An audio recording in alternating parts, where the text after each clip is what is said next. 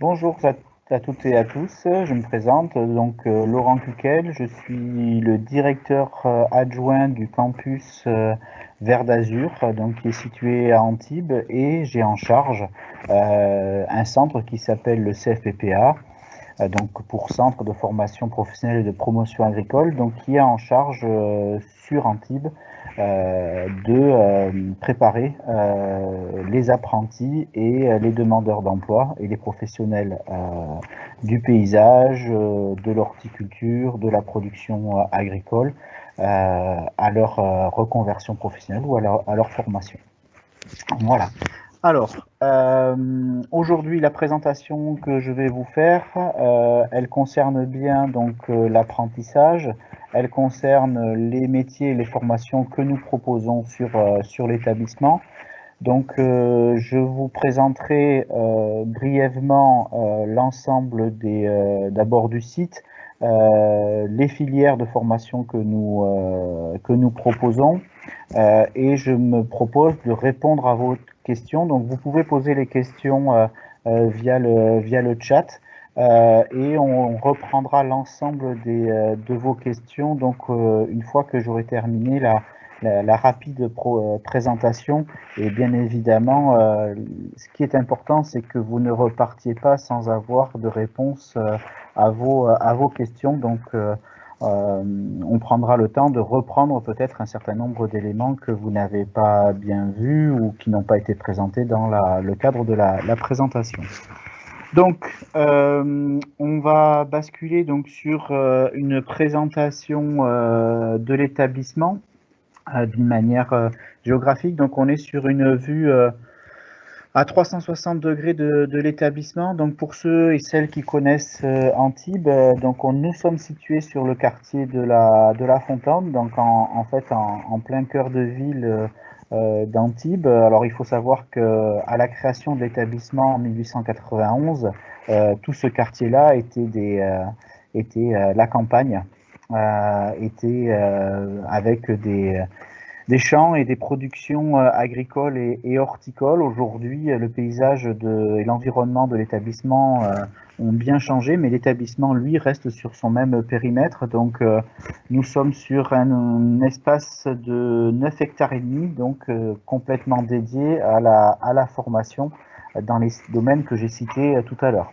Nous sommes sur les toits actuellement de la partie lycée, avec une vue sur la partie basse de l'établissement, où il y a des serres de production de légumes, pardon, excusez-moi, de fleurs, avec une parcelle de production ici de légumes. Et on va aller directement, alors on en profite, enfin peut-être justement qu'on soit sur cette vue, pour présenter en fait les moyens d'accès à l'établissement.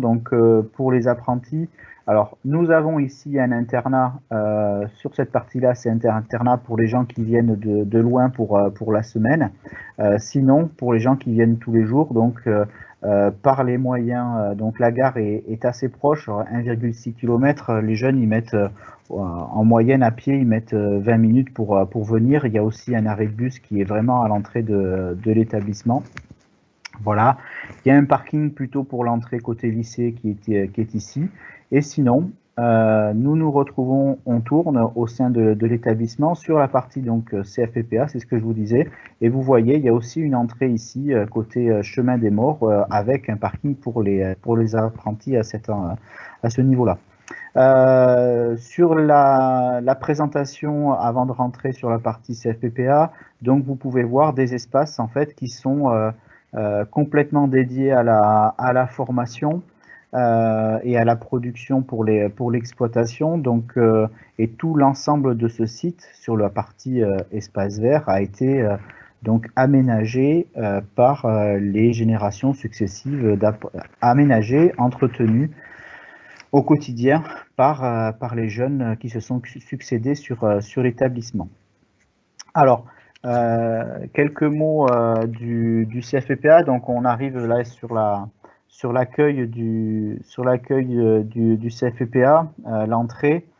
Voilà, donc un bâtiment qui est quasiment neuf, hein. Il a 13 ans là maintenant. Donc, au niveau du CFPPA, en termes d'activité, ça représente donc aujourd'hui un peu moins de 600 apprentis et puis 1000 stagiaires, donc 1000 adultes qui passent tous les ans en formation au niveau du centre. Voilà. Pour les lieux, et on pourra revenir dessus rapidement, mais donc effectivement pour la restauration par exemple, nous avons une cafétéria qui est disponible pour les jeunes, voilà. Et pour ceux qui voudraient avoir une restauration avec des plats et être assis, on a un restaurant qui est sur le lycée, voilà, qui est accessible aussi également aux jeunes. Voilà. Sur la partie donc CFPPA, on va revenir là-dessus rapidement également. Donc vous montrer donc cette parcelle maraîchage, donc où il y a la production de légumes de l'établissement. Voilà, avec pour les apprentis la possibilité de travailler sur une parcelle qu'on dit d'agroforesterie. Donc c'est un mélange entre des productions de légumes ou de fleurs. Ici, on est sur des restes de production de fleurs comestibles et puis des arbres. Voilà. Voilà pour cette partie-là.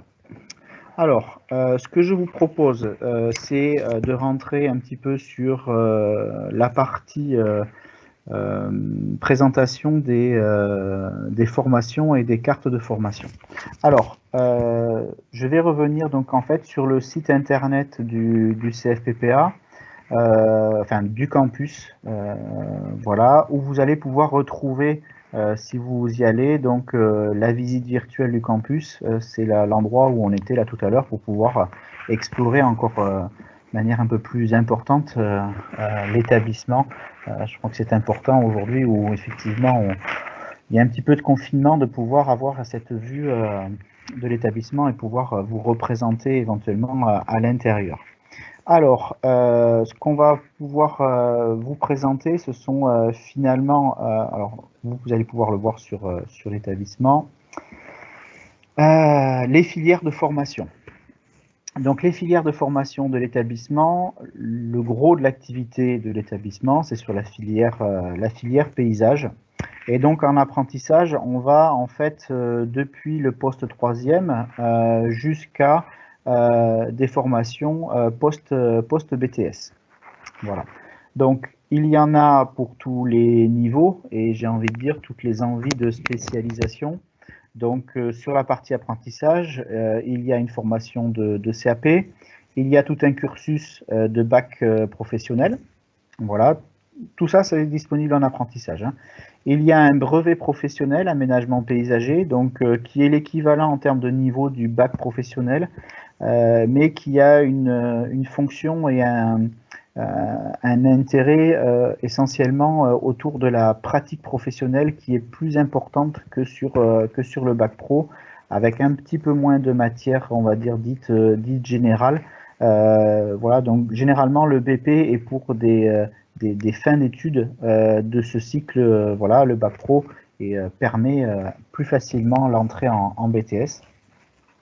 Donc nous avons un certificat de spécialisation autour des terrains de sport et de loisirs, une spécialisation donc, qui peut se faire après le BP ou le bac pro pour les gens qui voudraient s'occuper des arbres, de la taille des arbres. Alors c'est pas des bûcherons, hein, on est bien sur des gens qui vont grimper dans les arbres pour pouvoir les élaguer et en prendre soin. On a une spécialisation qui est autour des constructions paysagères.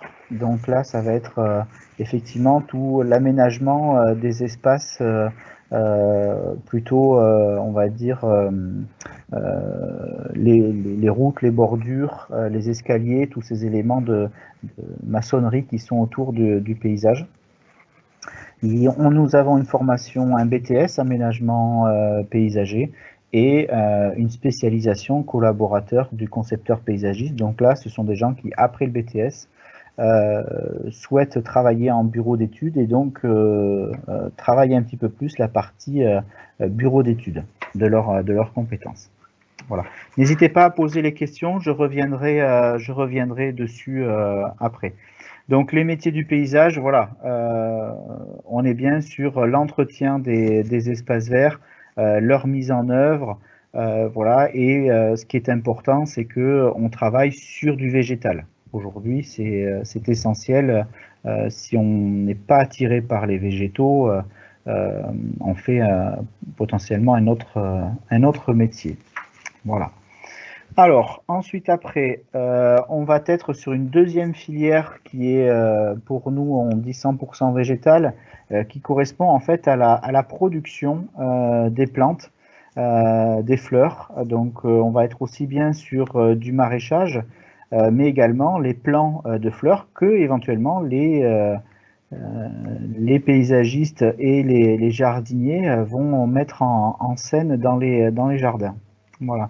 Donc pour la partie apprentissage, deux filières essentielles de formation, un CAP, métier de l'agriculture, et puis un brevet professionnel de responsable d'entreprise agricole. Voilà.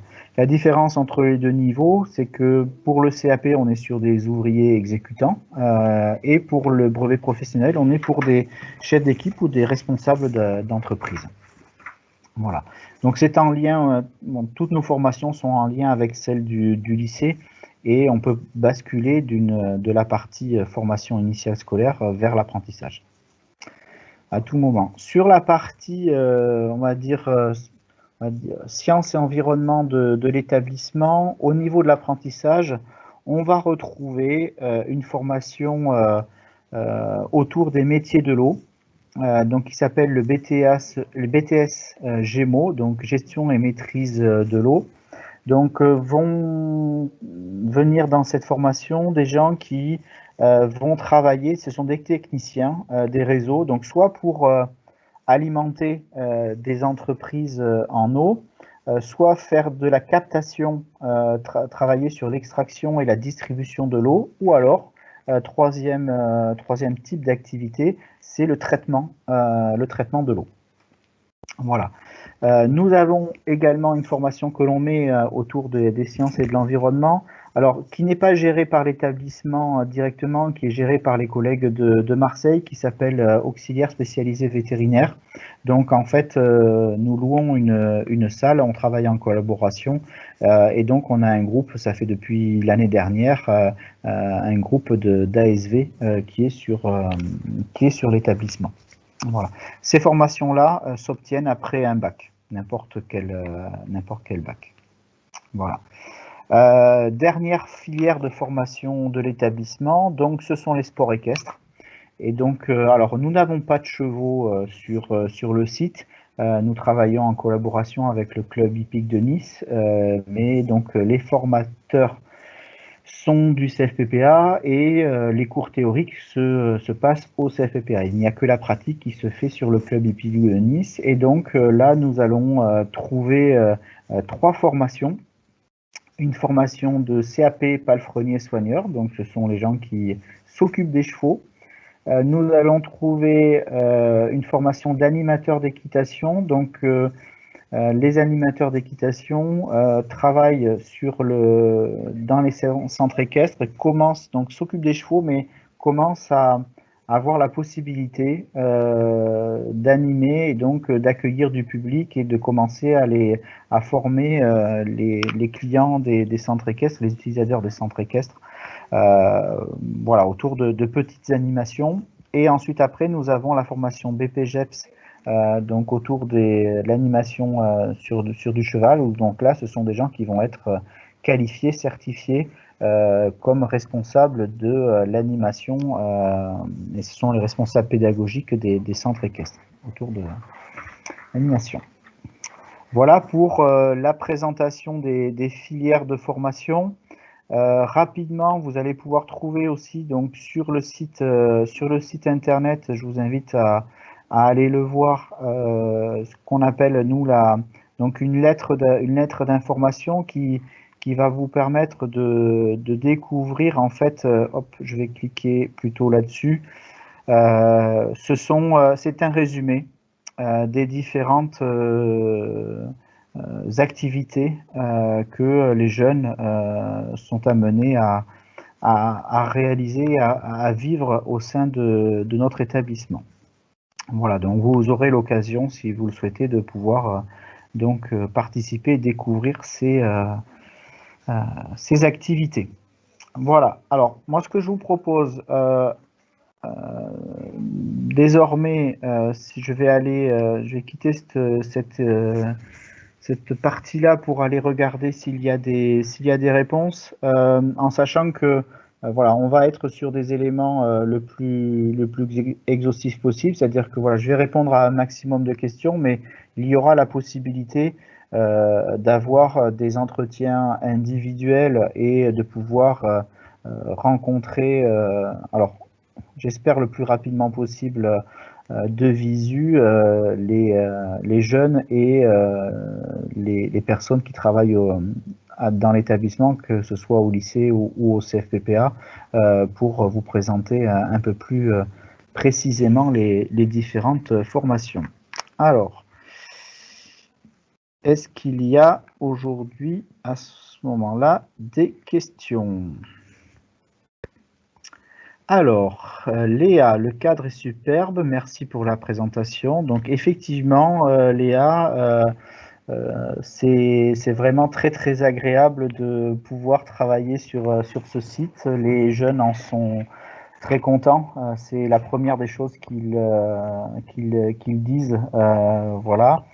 Il est superbe aussi parce que justement on a ces jeunes qui sont passionnés, qui ont envie de le maintenir et de le garder en bon état. Je vous le disais tout à l'heure, il n'y a pas de personnel de l'établissement qui est chargé de l'entretien du site.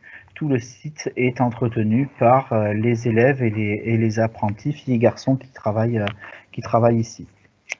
Alors, bonjour, Julien, qui dit pouvez-vous nous aider à trouver une entreprise car je suis intéressé par la filière paysage, mais un peu perdu dans les démarches. Donc, Julien, bien évidemment alors je ne sais pas si c'est évidemment, mais de toute façon, donc il faut que vous fassiez connaître auprès de l'établissement.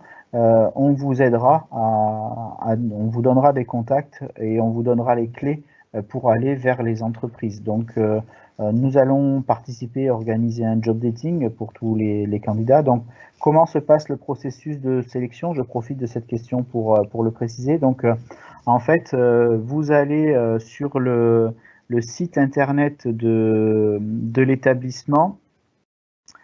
Vous pouvez aller donc ici sur télécharger votre dossier d'inscription. Vous allez sur l'apprentissage et puis vous allez ici cliquer sur se préinscrire. Et donc là, vous passez sur faire un dossier de candidature, et à partir du moment où vous avez fait ce dossier de candidature, on vous recontactera pour un entretien pour préciser votre projet, et puis après, du coup, si vous avez besoin d'accompagnement par rapport à la recherche d'entreprise, on vous aidera. Voilà. Deuxième, qu'est-ce qu'il peut y avoir?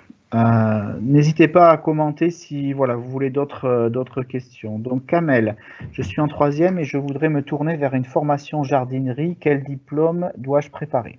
Alors, quand on parle de jardinerie, il faut qu'on puisse se mettre bien d'accord. Donc jardinerie, ça pourrait, dans mon esprit, s'orienter vers ce qu'on va avoir ce sont des jardineries un petit peu classiques.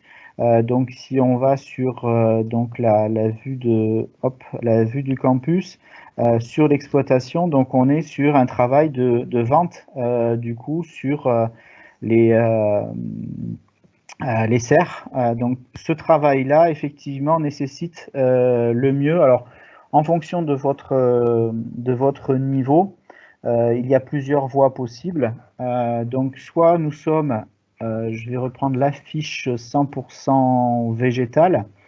Donc, après la troisième, vous avez deux possibilités. Donc, soit vous allez vers une filière classique au lycée, voilà, avec une seconde et un bac pro production horticole qui peut déboucher ensuite après sur un parcours en BTS, ici à la fin, BTS production horticole. Donc ça, c'est la filière lycée. J'ai envie de dire, si vous êtes là sur le salon de l'apprentissage, c'est peut-être que c'est plus l'apprentissage qui vous intéresse.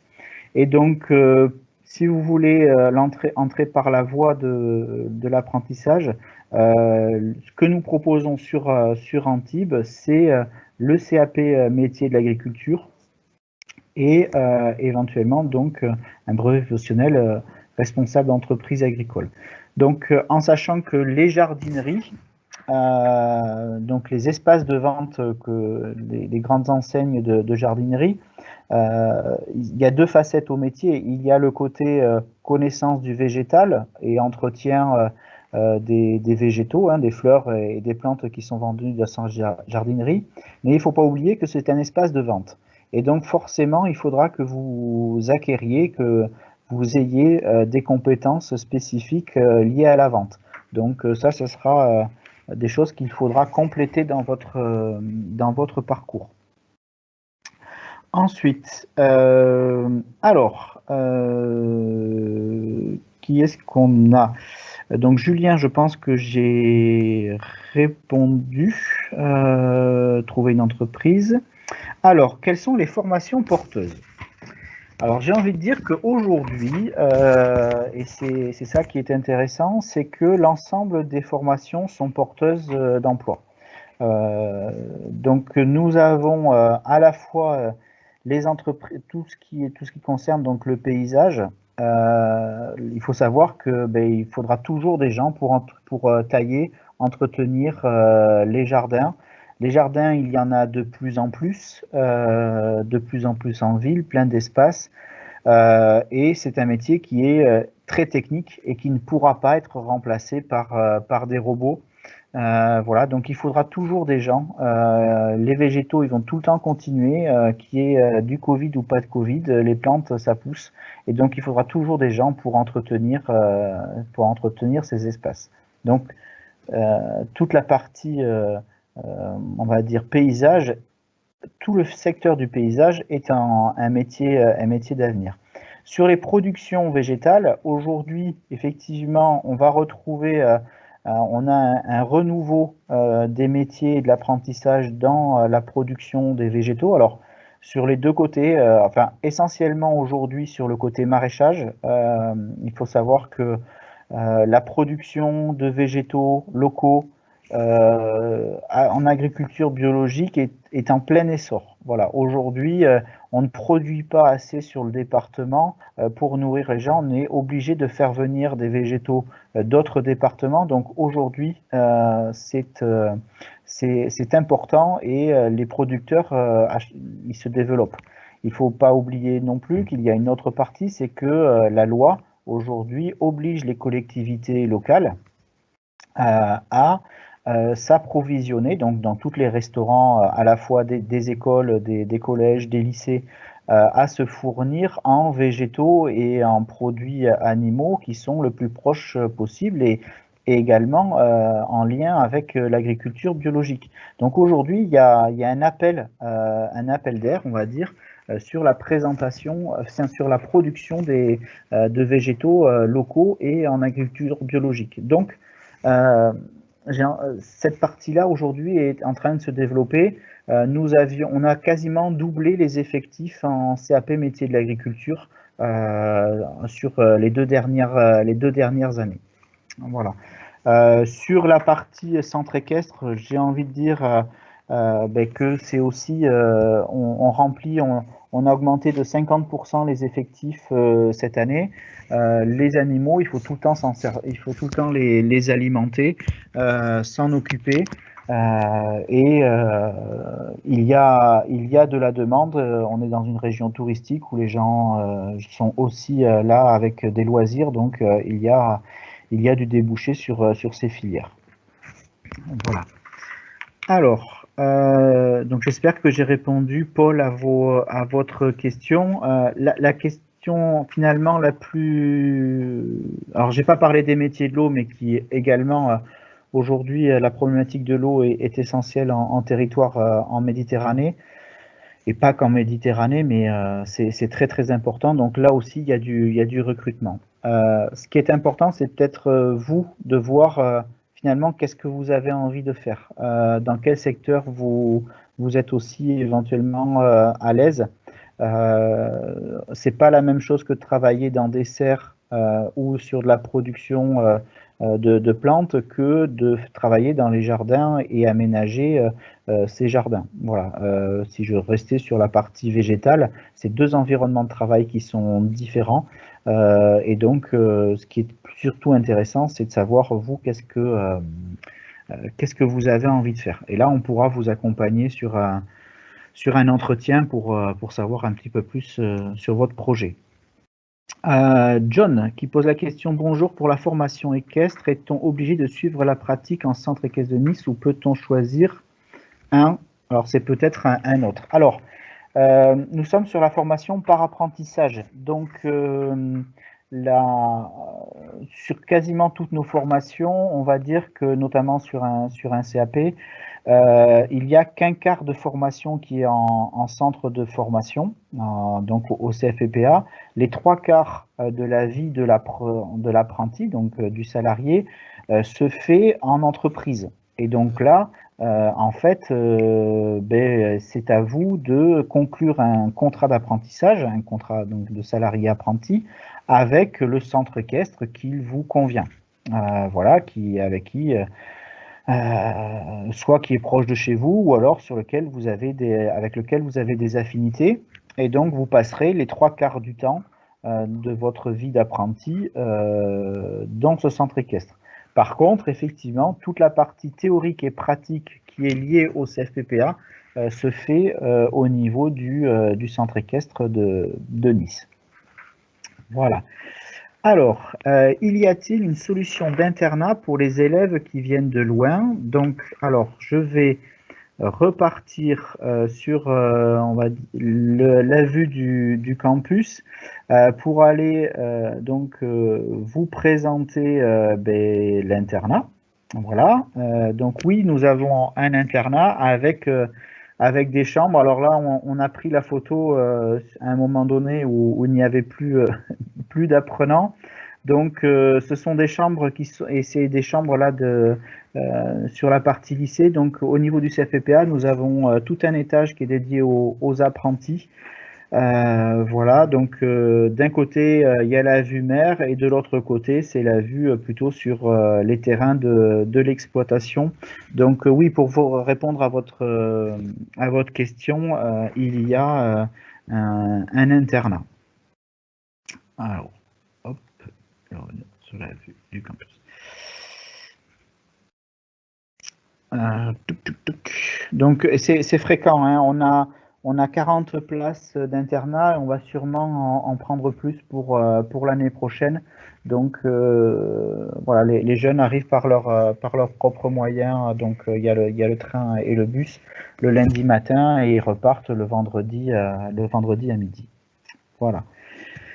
Donc ça, c'était pour Anonymous. Lilia qui nous pose la question: organisez-vous des portes ouvertes malgré la situation sanitaire? Merci.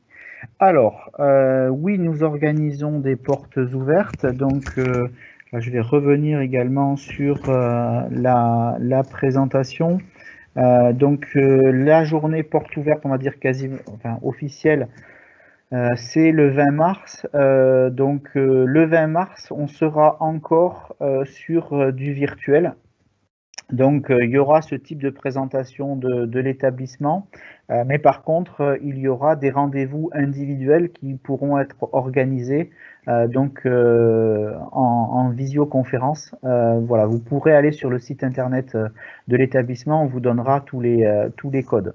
Voilà, on espère que la situation sera plus clémente un petit peu plus tard. Et là, donc nous organisons donc le mercredi 17 avril et le samedi 17 avril pardon et le mercredi 19 mai des demi-journées également où vous pourrez venir visiter l'exploitation. Enfin, visiter, excusez-moi, le campus. Si vous voulez voir les serres et l'exploitation agricole, nous avons un magasin de vente et en fait cette partie-là est ouverte sur plusieurs jours de la semaine. Alors, voilà. Qui est-ce qu'on a ensuite après? Voilà pour Lilia, j'espère que voilà, j'ai répondu à votre question, mais nous sommes effectivement très impatients de pouvoir accueillir des gens de l'extérieur sur l'établissement. Alors, Julien qui reposait la question. Ah voilà, donc Julien qui disait oui merci par rapport à la question. Voilà. Pour le moment, je pense qu'on a répondu à l'ensemble des questions. Est-ce qu'il y en a d'autres sur le contrat d'apprentissage, sur l'établissement?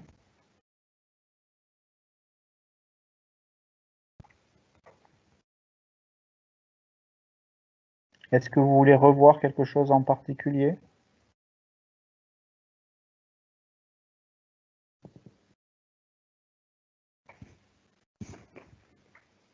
Bon, pas d'autres questions. Oui, excusez-moi, il me Oui, semblerait qu'il n'y ait plus d'autres questions. Je ouais. n'en vois pas d'autres publiées. Si vous souhaitez soit continuer, si vous aviez des choses à rajouter. Voilà. Donc là, pour le moment, ce que j'ai envie de dire, c'est que soit j'ai été très très bon et j'ai répondu à toutes vos questions, soit au contraire, c'est quelque chose qui vous a pas plu. Ouais, il me semble Voilà, que c'était assez complet, effectivement, et voilà. puis le fait qu'il y ait aussi cette journée porte ouverte, ça va permettre, éventuellement que vous ayez des contacts, par la suite, Ouais. Ce que je vous encourage aussi à faire, donc je vais retourner sur le site internet de l'établissement. Vous allez avoir, alors on va travailler un petit peu plus sur, voilà, il y aura un site dédié donc aux journées portes ouvertes, mais vous allez pouvoir trouver des liens vers on va dire, bon, ça c'est la visite virtuelle qui a été un petit peu plus détaillée, mais vous allez retrouver des descriptions des métiers sur les sites professionnels, donc que ce soit sur les entreprises du paysage, que ce soit sur le volet agricole. Il y a eu hier une présentation par la FNSEA des métiers agricoles, donc ça sera avec le site de l'ANEFA. Et sur la partie ASV, vétérinaire, donc c'est le GIPSA. Donc voilà, vous allez trouver sur le site internet des liens où il y a des descriptions des métiers. Il y a aussi les descriptions des formations, mais là on est sur de la description et de la découverte des métiers. Et je vous encourage également à aller visiter ce site du ministère du Travail, de l'Emploi et de l'Insertion, qui est le portail de l'alternance. Et donc, sur le portail de l'alternance, vous allez pouvoir retrouver beaucoup d'informations autour de l'alternance. Et donc, en particulier l'apprentissage. Et je sais que c'est des choses que les parents et les jeunes se posent aussi comme question. Quelle rémunération pour les apprentis? Donc, ce que je vous propose, alors je ne sais pas si c'est quelque chose qui intéresse les gens. Est-ce que vous voulez qu'on découvre cette rémunération, comment ça fonctionne? Ou est-ce que vous allez y voir tout de suite? Vous irez par vos propres moyens.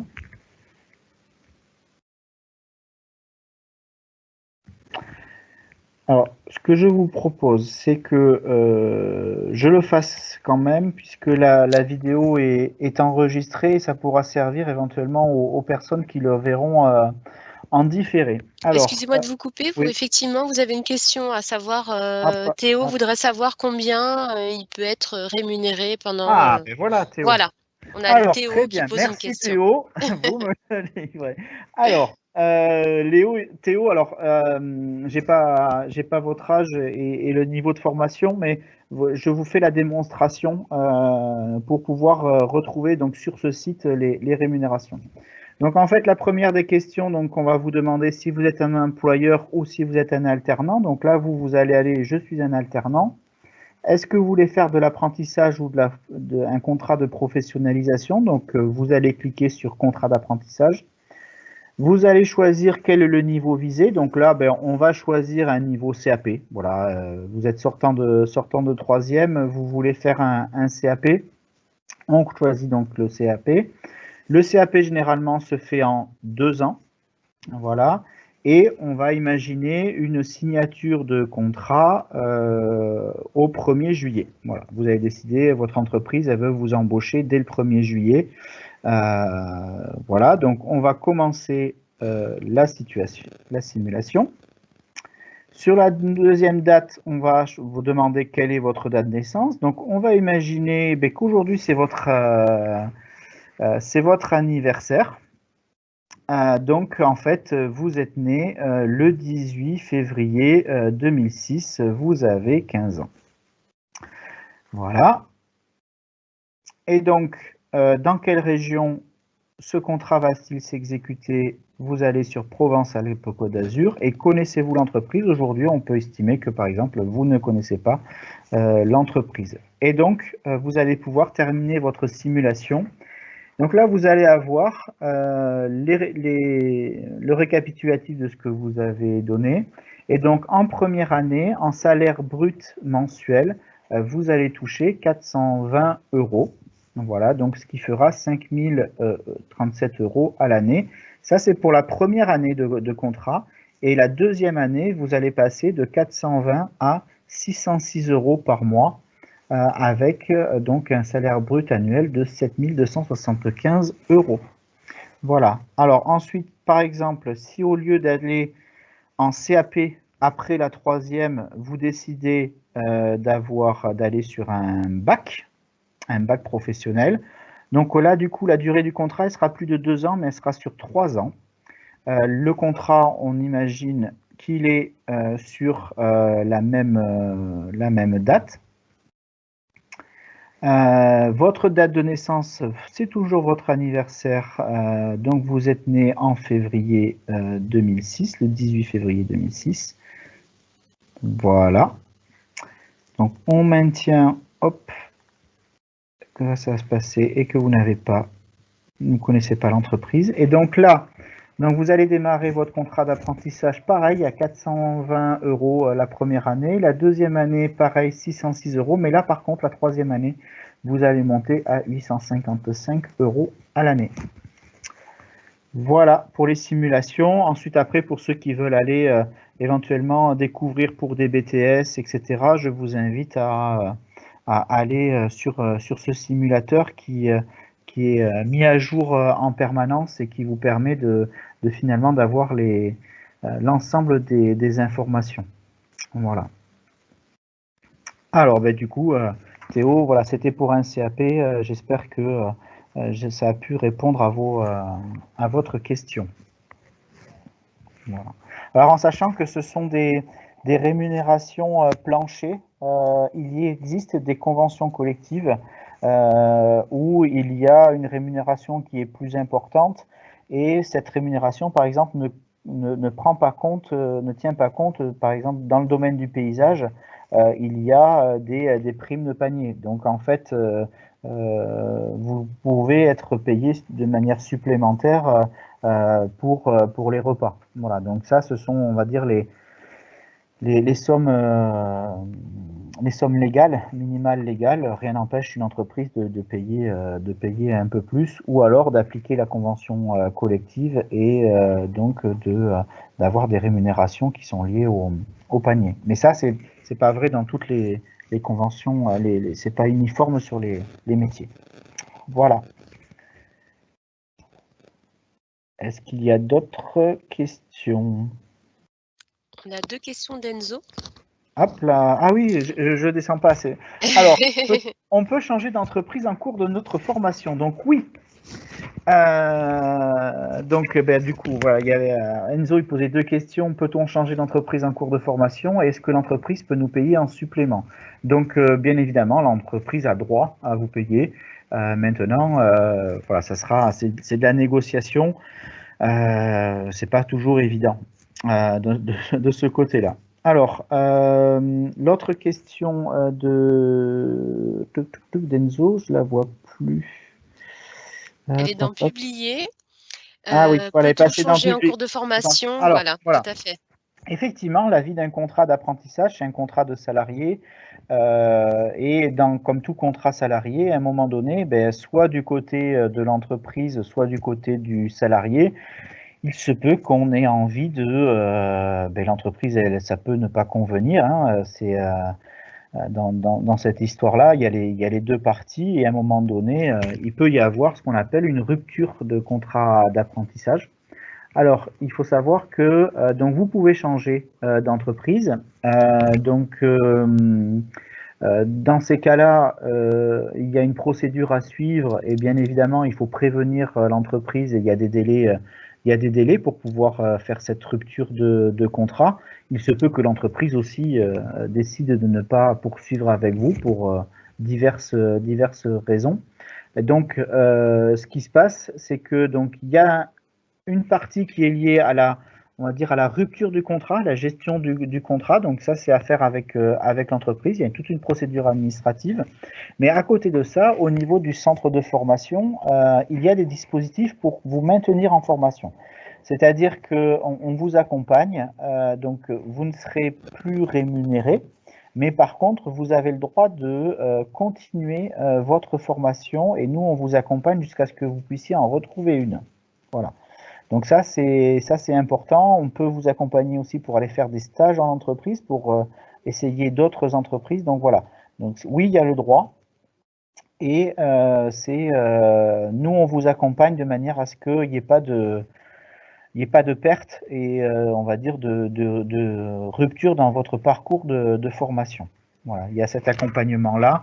Alors, en ce moment, les textes permettent, dans la crise Covid, d'avoir 6 mois pour retrouver une entreprise, mais on va dire le cadre réglementaire, légal, et qu'on va retrouver dans quelques mois, c'est 3 mois. Voilà. Donc, vous avez le droit d'intégrer un centre de formation 3 mois avant le démarrage de la formation, sans contrat. S'il y a une rupture, vous pouvez rester pendant 3 mois. Et de la même manière, à la fin de votre parcours de formation, si vous n'avez pas eu tous les diplômes et que votre contrat d'apprentissage s'arrête, il y a la possibilité de rester un petit peu plus pour finir la formation. Voilà. Donc tout ça, on pourra vous le réexpliquer. Ce qui est important, c'est que aujourd'hui, il y a des moyens et tout un accompagnement qui vous permettent de poursuivre votre formation et de vous accompagner. Voilà. Alors, est-ce que Nous n'avons plus de questions, il me semble. Voilà. Voilà. Bon, en plus, on arrive à peu près à la fin du temps qui était imparti. Tout à fait. Alors, donc, du coup, je vais vous remercier d'avoir participé à cette conférence. Je vous donne rendez-vous au travers des portes ouvertes si vous le souhaitez, ou contactez directement l'établissement pour avoir un rendez-vous. Et je serai ravi de vous accueillir au CFPPA ou sur le campus pour vous aider dans votre projet professionnel. Voilà. Et je vous souhaite une bonne journée et un bon week-end.